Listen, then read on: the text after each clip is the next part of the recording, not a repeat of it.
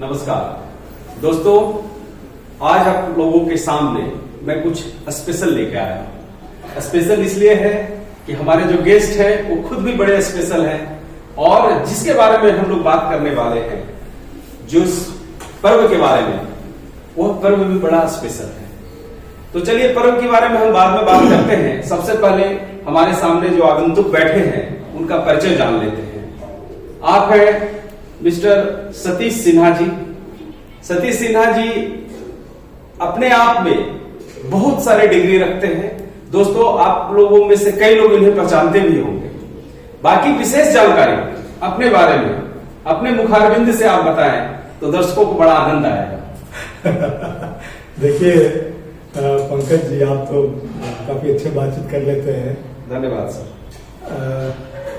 ये स्पेशल इसलिए है कि शायद हम लोग छठ के लिए बैठे हैं और छठ ही हम लोग को सबको स्पेशल बनाता है। जहाँ से हम लोग का जड़ है, रूट है बिहार, उसमें छठ आते ही एक ऐसी ऊर्जा आ जाती है, ऐसा कोई गीत बजता है तो आंखों में पानी आ जाती है। ये सब हम लोग का एनर्जी का स्रोत है। और हमारे बारे में बात करना तो बिल्कुल अच्छा नहीं है, क्योंकि हम लोग सूर्य देव के लिए बैठे हैं। पढ़ाई लिखाई कुछ करने का बिहार में ज़्यादा ही प्रचलन होता है हमारे फैमिली में। तो एक इंजीनियरिंग किए, माइनिंग में पीएचडी किए, लेकिन हमारा दिल हमेशा प्रकृति और नेचर के प्रति धड़कता रहा। तो जब काम करते थे तब भी वहाँ ज़्यादा पर्यावरण के लिए सोचते थे जी। और अब तो पूरी तरह से समझिए कि जीवन भी सस्टेनेबल तरीके से बिताना चाहते हैं उसी। और छठ एक ऐसा ही पर्व है जिसमें कि बिल्कुल आडंबर नहीं और सिर्फ नेचर से कनेक्ट होने का ही मैसेज इसमें है। तो बहुत ही भाता है, हम लोग के जीवन शैली से मैच भी करता है जी। तो सिन्हा जी, जैसा कि आपने कहा कि छठ हमारे जीवन की एक पूरी सार है। इस पर्व में जो दिया गया है और जो करने वाले होते हैं वो सब जीवन की शैली को ही दर्शाते हैं। तो थोड़ी हम जानते हैं छठ के बारे में, शाब्दिक अर्थ क्या है और इसकी थोड़ी बहुत हिस्ट्री के बारे में आप बताएं। देखिए, छठ जो ऐसा पर्व है, इसमें हमें थोड़ा सा अपने ही लोगों से ये शिकायत है कि वो लोग, श्रद्धा में तो कोई कमी नहीं है हमारे बिहार वासियों में और छठ जहां भी चल पड़ा है, लेकिन पूरी बात वो समझते नहीं कि छठ में कभी छठी मैया बोलते हैं, कभी आदित्य देव का प्रणाम करते हैं। तो ये मसला क्या है जी, पूरी बातें है क्या? मैं इसको एक आर्टिकल भी लिखा था कुछ साल पहले, शायद आप सर्कुलेट कर देंगे उसको। उसमें मैं यही बताना चाह रहा था कि एक सबसे इम्पॉर्टेंट जो चीज है हम लोग के जीवन में वो है जो नहीं दिखती है। और वो क्या है? वो अपना वातावरण है। जी हाँ। जो हवा है, जो दृश्य है।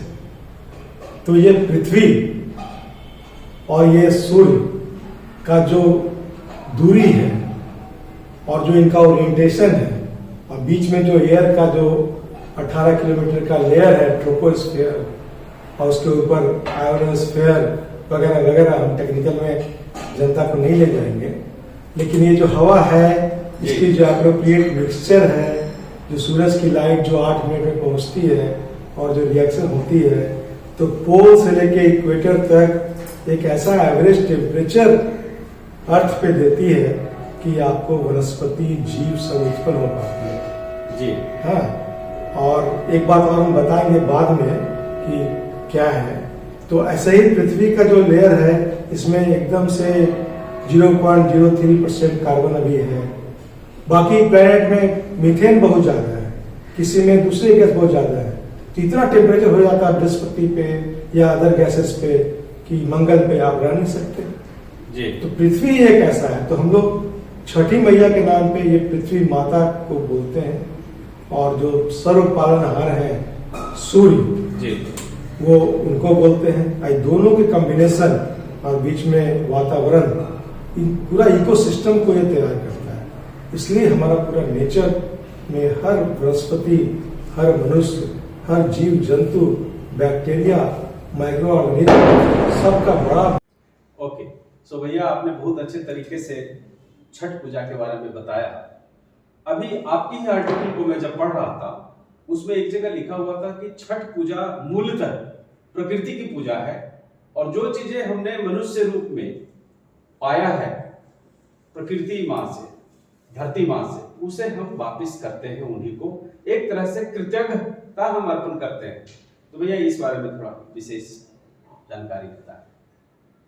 पंकज जी, एक ऐसा तार है जो आप छेड़ रहे हैं मेरे साथ। हमें लगता है कि किसी भी इंसान का सबसे अच्छा गहना क्या है?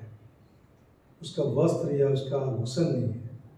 सबसे अच्छा गहना उसका कृतज्ञता है, ग्रेटिट्यूड है। जैसे शरीर हमको अपने माता पिता से मिला, संस्कार लोगों से मिला, तो इस बात के लिए हम लोग काफ़ी कृतज्ञ रहते हैं। और आप इमेजिन करिए कि ये पूरी धरती पालक जो आदित्य सूर्य हैं, ये क्या नहीं देते हैं और किसको नहीं देते हैं? जो उनको मानता है उनको भी देते हैं, जो नहीं मानता है उनको भी देते हैं, और एकदम बराबर ही देते हैं, कोई उनको भेद नहीं करते। तभी तो ईश्वर है। तो हमारा कर्तव्य क्या बनता है? आप छोटी छोटी बातों का कृतज्ञता करते हैं, तो जिसके साथ आप जो आपको हर चीज़ पर्याप्त मात्रा में उपलब्ध करा रहा है, आप 3-4 दिन अपने जीवन से निकालिए और एक कृतज्ञता प्रकट करने का मौका तो ढूंढिए। छठ एक यही मौका देता है इंसान को, और पूरे संसार में मैं चाहता हूँ कि लोग इसको एक्सेप्ट करिए। उनका अपना गहना है जो मिस करते हैं, कभी जान के अनजान बन के, जैसे भी। तो इस कृतज्ञता की अपॉर्चुनिटी को उनको अवेल करना है, और इस छठ के थ्रू आपको सीधा सीधा ईश्वर से संवाद भी आपको एस्टैब्लिश करना है। जी, सो दर्शकों, आपने अभी तक समझा कि छठ पूजा क्या है, और छठ पूजा जैसे कि मूलतः प्रकृति की पूजा है। उस प्रकृति में एक तरफ धरती है, दूसरी तरफ सूर्य भगवान है और वातावरण है, जैसा कि आपने कहा। तो अगर मैं अपने शब्दों में इसको जोड़ूं तो सांख्य दर्शन हमें क्या बताता है?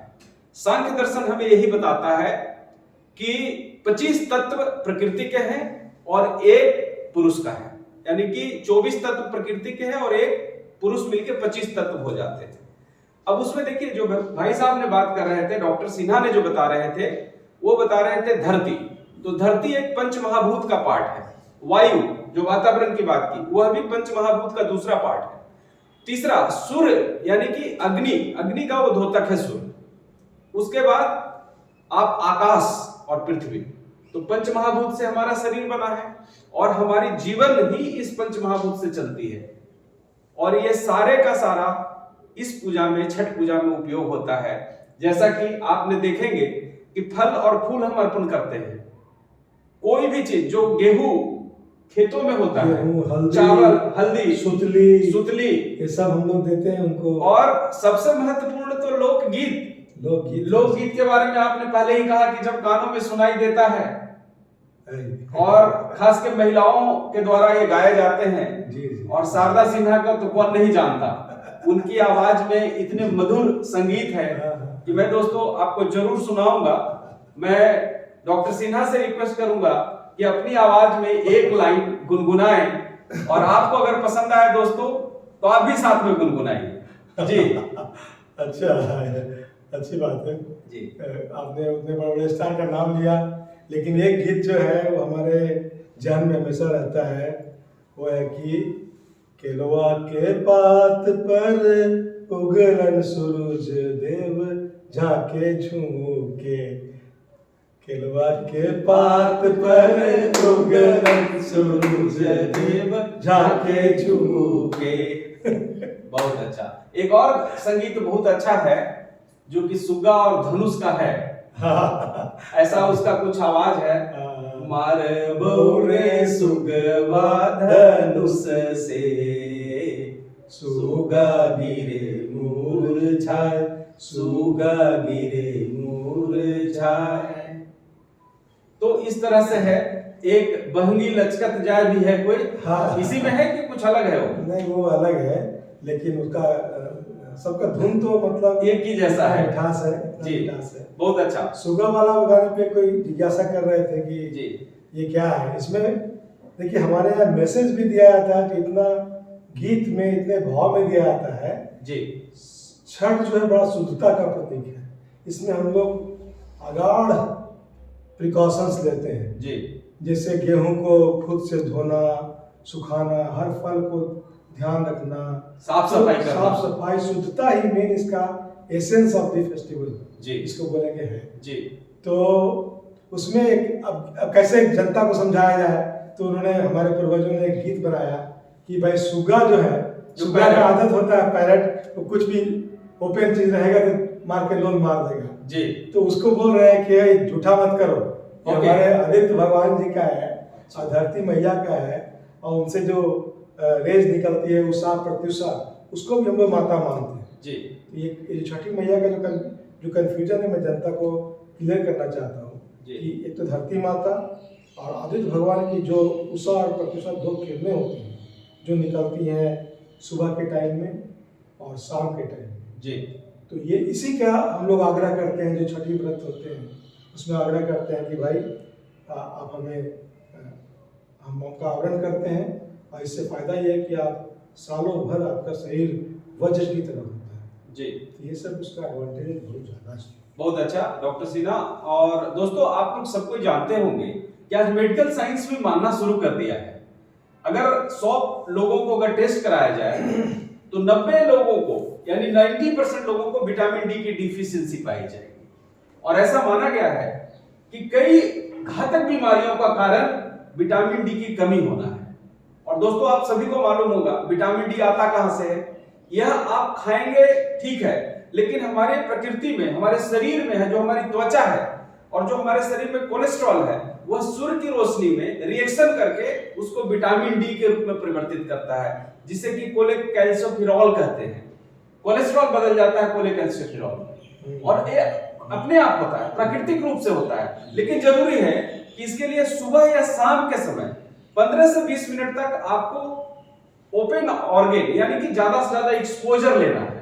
आज देखो या तो हम वस्त्र पहने रहते हैं, एसी में होते हैं, घरों में होते हैं, ऑफिस में होते हैं, जहां की सूर्य का दर्शन भी दुर्लभ है। रात रात तक हम काम करते हैं, सुबह जब हम उठते हैं तब तक सूर्य भगवान अपनी विटामिन डी की जो एनर्जी है उन्होंने बोला कि जिनको लेना था ले लो। तो एटलीस्ट ये पर्व के महत्व से आप देखिए कि सूरज भगवान केंद्र में है। महिलाएं जिस दिन नहा खा करती हैं उस दिन भी सूरज के दर्शन करना है, फिर आगे का काम करना है, फिर अर्घ होना है। और जल का भी महत्व है, क्योंकि जल, सूर्य और वातावरण ये सबकी जो मिलावट है वह शरीर में जो विटामिन डी की भरपूर मात्रा देती है, जो साल भर तक खत्म ना हो। सही बात है, सही बात है। आप पंकज जी बड़े दो डाइवर्स और बड़े दोनों अच्छी बातें कर दी आपने। मेरे लिए कोई स्कोप ही नहीं बचता। अरे नहीं बताएं। एक तो आपने सांख्य योग की बात करी जी, दूसरा आपने मेडिकल साइंस की बात करी। हमें जो हम बहुत इंटरव्यू देखते रहते हैं वगैरह वगैरह, एक हमारा प्रवृत्ति होता है कि कोई भी चीज हो तो उसको आज के मॉडर्न साइंस से उसको वैलिडेट करें जी, और तभी उसको जी, इंटरनेशनल कम्युनिटी को बताएं कि ये है। जी, जी, जी ऐसा बिल्कुल सही नहीं है। देखिए मैं IIT में काम किया जी, ठीक है।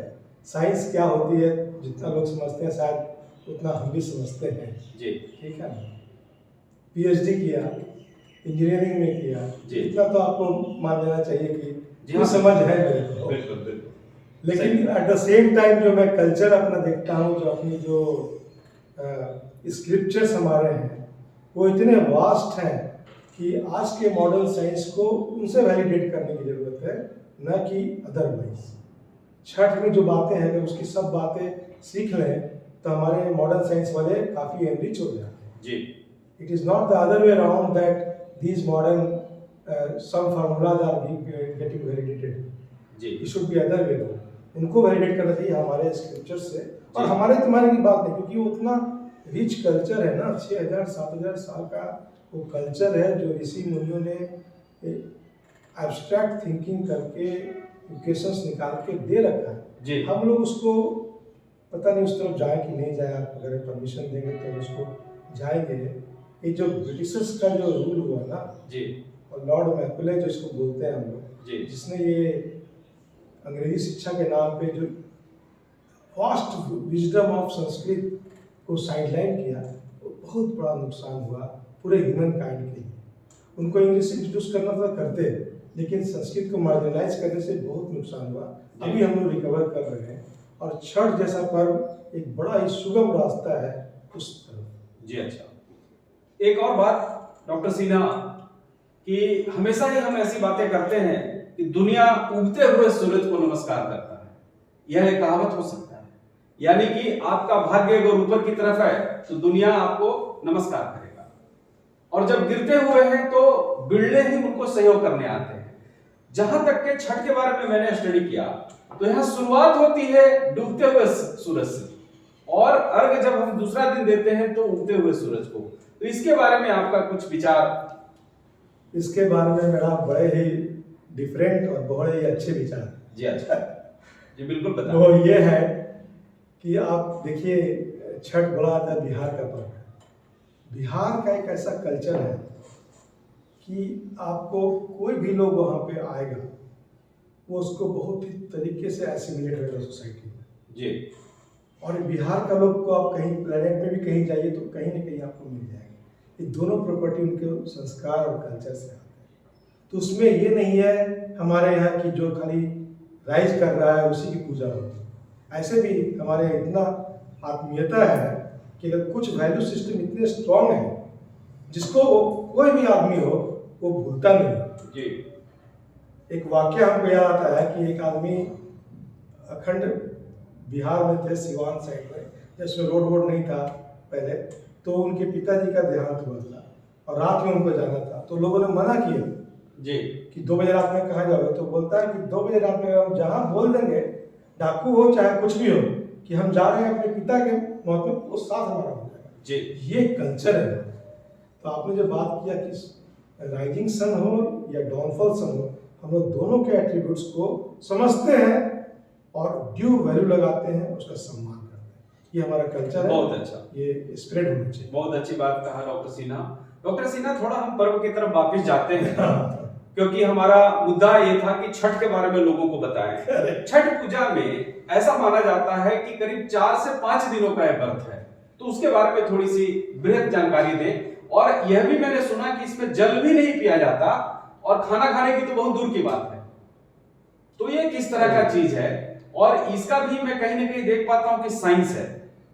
सूर्य की रोशनी, जल और एम्प्टी स्टोमक। यह उपवास क्या है? उपवास केवल स्टार्वेशन नहीं है, यह पूरी की पूरी प्राण शक्ति को पुनर्जीवित करने का एक तरीका है, जो योग में हम लोग अपने लोगों को सिखाते हैं कि महीने में कम से कम कुछ ना हो तो एक एकादशी को तो एटलीस्ट फास्टिंग करिए। यहाँ तो 4-4 दिन के लिए फास्टिंग है। जरा इसके बारे में बताएं। इसका भी जो है ना बहुत ही क्लियर कट मैसेज है कि आप अपनी बॉडी को 360 दिन कुछ न कुछ डालते रहते हैं। दिन भर में 4 से 5 बार, 3 बार तो डालते ही रहते हैं जी। भूख लगे या ना लगे, समय हो गया समय से खाते हैं, भूख से खाते नहीं। जी जी जी।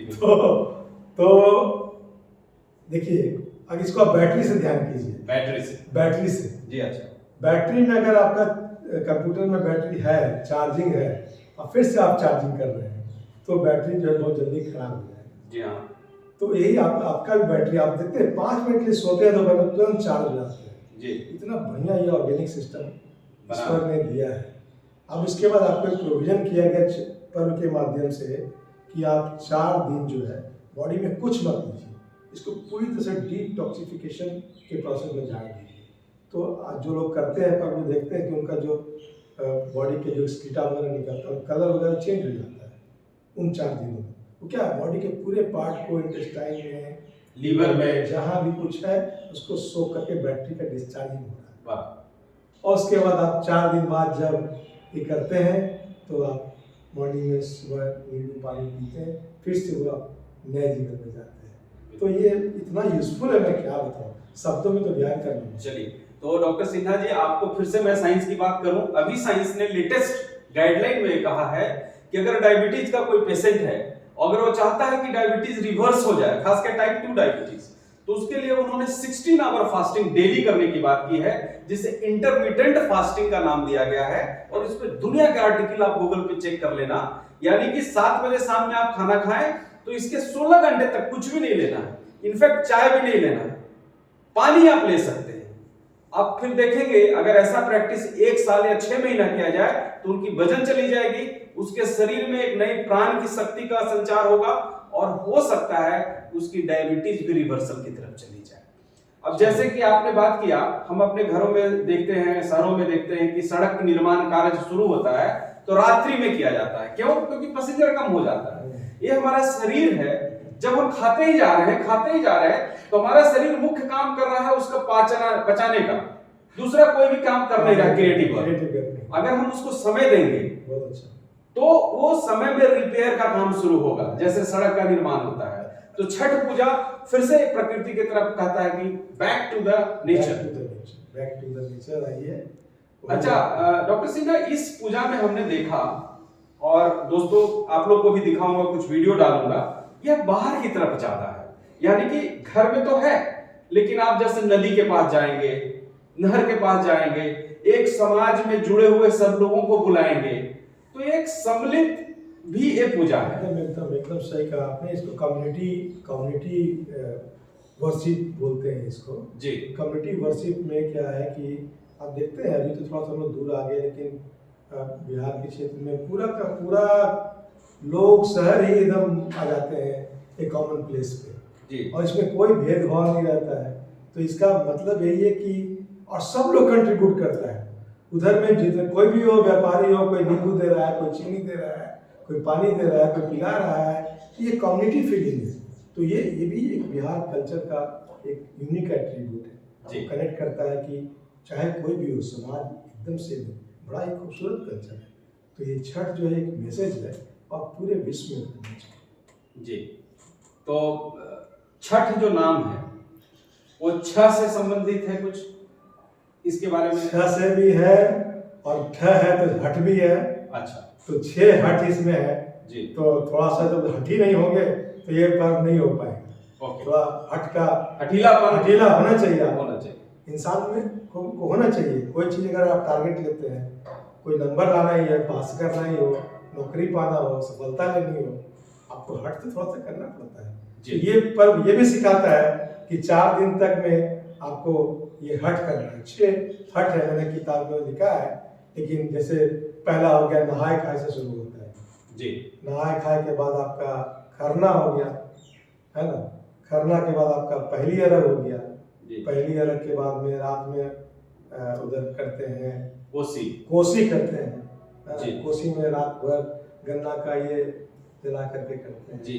फिर 5वां में आपका मॉर्निंग अरग, जिसको हम लोग ग्रहण करते हैं, बहुत इंपॉर्टेंट है। इतना व्रती के शरीर में इतना एनर्जी आता है कि उनका तो काम चलता ही है। जो परिवार के लोग हैं, कम्युनिटी के लोग हैं, सब लोग तो नहीं कर सकते, तो उन लोग को स्पर्श करते हैं।